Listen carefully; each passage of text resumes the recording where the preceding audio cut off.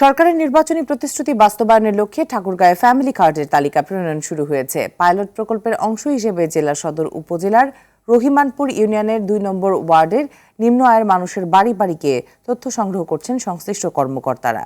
কার্ডের প্রকৃত সুবিধাভোগী নির্বাচনে চলছে নানা যাচাই বাছাই। ঠাকুরগাঁও থেকে সোহেল পারভেজের পাঠানো তথ্যচিত্রে আরও জানাচ্ছেন আব্দুল হামিদ।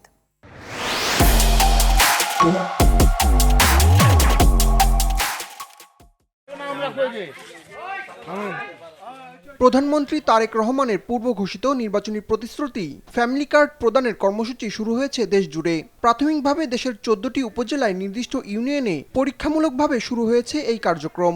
৮ নম্বর রহিমানপুর ইউনিয়নের ২ নম্বর ওয়ার্ডের উত্তর রহিমানপুর গ্রামে প্রকৃত দুস্থ অসহায় পরিবারগুলোর তথ্য সংগ্রহ শুরু হয়েছে।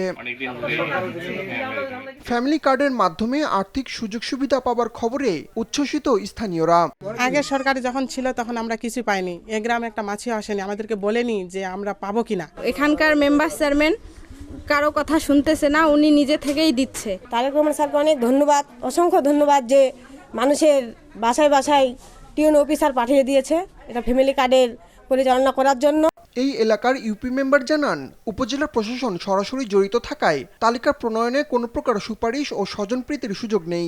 ইউনো স্যার এবং আমার সমাজসেবা স্যার অন্যান্য নেতৃবৃন্দ এখানে আসছিল। জনাব তারেক রহমান সাহেব ওনাদের উপর দায়িত্ব দিয়েছে, ওনারা ঠিক সেইভাবেই দায়িত্ব পালন করতেছে। এখানে কোনো প্রতিনিধির বা কারো সুপারিশের কোনো প্রয়োজন হচ্ছে না। স্থানীয় প্রশাসন বলছে, প্রকৃত অভাবী ও সুবিধাবঞ্চিত মানুষদের এই প্রকল্পের আওতায় নিয়ে আসতে স্বচ্ছতার সঙ্গে তথ্য সংগ্রহ চলছে। সুপারিশকে বাদ দিয়ে আমরা একদম সরেজমিনে প্রত্যেকটা বাড়ি বাড়ি যাচ্ছি। যেসব পরিবারগুলোতে মহিলা প্রধান পরিবার, স্বামী পরিত্যক্তা, বিধবা, প্রতিবন্ধী, এই পরিবারগুলোকে আমরা একদম সরেজমিনে টু দি পয়েন্টে এগুলো যাচাই বাছাই করে আমরা তালিকা প্রণীত করতেছি। আসন্ন ঈদ উল ফিতরের আগেই যেন সাধারণ মানুষ এর সুফল পায় সে লক্ষ্যে কাজ করছে সরকার। আগামী ১০ মার্চ আনুষ্ঠানিকভাবে ফ্যামিলি কার্ড বিতরণ কার্যক্রমের উদ্বোধন করার কথা রয়েছে প্রধানমন্ত্রীর। আব্দুল হামিদ, RTV।